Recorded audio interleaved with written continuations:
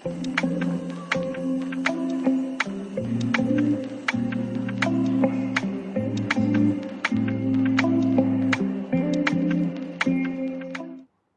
बच्चों, कैसे हो आप सब। तो आज की क्लास में हम एक नई कविता पढ़ने वाले हैं।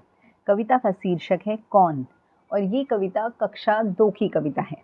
तो जल्दी से हम इसको शुरू कर लेते हैं। अगर न होता चांद रात में, हमको दिशा दिखाता कौन। अब रात जो होती है वो एकदम काली होती है, एकदम काली। जैसे दिन में तो हमें दिन दिखता है, हमें चांदना दिखता है, चांदनी होती है, तो हम आराम से इधर उधर चले जाते हैं, कोई दिक्कत नहीं होती हमें। लेकिन रात को हम कहीं पे भी नहीं जा सकते क्योंकि बहुत अंधेरा होता है। पर जो चांद होता है, क्योंकि रात में चांद निकलता है, तो चांद की थोड़ी थोड़ी रोशनी होती है, जिसकी वजह से हमें थोड़ी बहुत दिशाएं दिख जाती हैं कि हमें लेफ़्ट साइड मुड़ना है या हमें राइट साइड मुड़ना है, मतलब हमें दाएं मुड़ना है या हमें बाएं मुड़ना है या हमें सीधे जाना है, किधर जाना है हमें। तो वो हमें चांद की वजह से थोड़ा बहुत दिख जाता है रात के अंदर। अगर न होता सूरज दिन को, सोने सा चमकता कौन। अगर दिन में सूरज नहीं होता, सूरज कैसे होते हैं, येलो कलर के होते हैं, बेसिकली पीले रंग के होते हैं। तो अगर दिन में होता है सूरज, रात में तो हो नहीं सकता। तो अगर दिन में सूरज नहीं होता तो चमकता कौन, क्योंकि आसमान जब आप देखते हो दिन में तो एकदम साफ होता है, एकदम क्लियर होता है, एकदम सुंदर सा होता है। तो अगर सूरज नहीं होता दिन में तो फिर चमकता कौन। और अगर चांद नहीं होता रात में तो आप देखते कैसे कि हमें किधर जाना है और किधर नहीं जाना। अगर न होती निर्मल नदियाँ, जग की प्यास बुझाता कौन।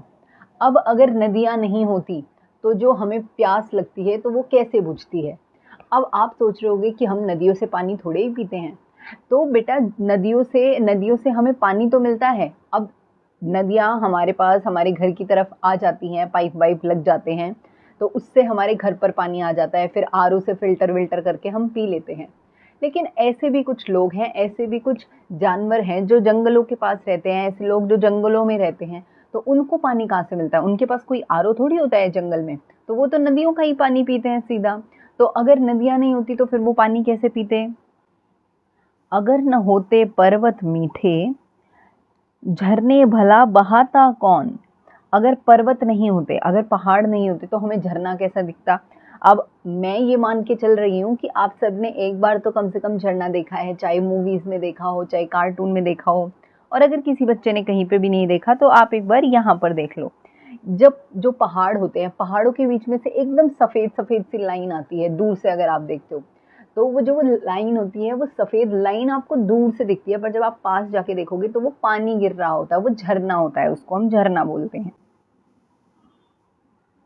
अगर न होते पेड़ भला फिर, हरियाली फैलाता कौन।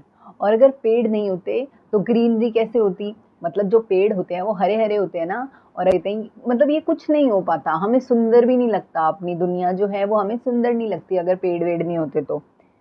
अगर न होते फूल बताओ, खिल खिल कर मुस्काता कौन। अगर फूल नहीं होते तो खिलता कौन, मतलब एकदम से ऐसे खिल जाते हैं ना फूल, जैसे जैसे वो बड़े होने लग जाते तो वो खिलते जाते हैं। और खिलते वक्त वो कैसे लगते हैं, ऐसे लगता है कि वो लोग मुस्कुरा रहे, वो लोग हंस रहे हैं। जब तक फूल छोटा सा होता है तो वो बंद होता है, तो आपको ऐसे लगता है कि हाँ अब थोड़े टाइम के बाद ये खिल जाएगा। और जब वो खिल जाता है तो हमें ऐसा लगता है कि ये मुस्कुरा रहे हैं, मतलब ये हंस रहे हैं। और अगर वो फूल होते ही नहीं तो फिर मुस्कुराता कौन। अगर न होते बादल नभ में, इंद्रधनुष रचा पाता कौन। अगर बादल नहीं होते, जैसे आपने देखा होगा कभी कभी थोड़ी बहुत बारिश हो रही होती है और सूरज भी निकला होता है, उस वक्त आप आसमान की तरफ देखना, वहाँ पर रेनबो बनता है, इंद्रधनुष बनता है, एक आर्क सी बनती है और वो 7 कलर्स की होती है, जैसे कि आपको यहाँ पर पिक्चर में दिख रही है। तो वैसा ही वो बनता है। और अगर बादल नहीं होते, अगर बारिश का टाइम नहीं होता तो फिर इंद्रधनुष कैसे बनता, और अगर वो बनता नहीं तो आप देखते कैसे। अगर न होते हम तो बोलो, ये सब प्रश्न उठाता कौन। और अगर हम सब नहीं होते तो फिर ये सारी बातें पूछता कौन। अगर ये सारी चीज़ें होती नहीं तो ये नहीं होता, अगर चांद नहीं होता तो ऐसे नहीं होता, फूल नहीं होते तो ऐसे नहीं होते, पेड़ नहीं होता तो ऐसे नहीं होता।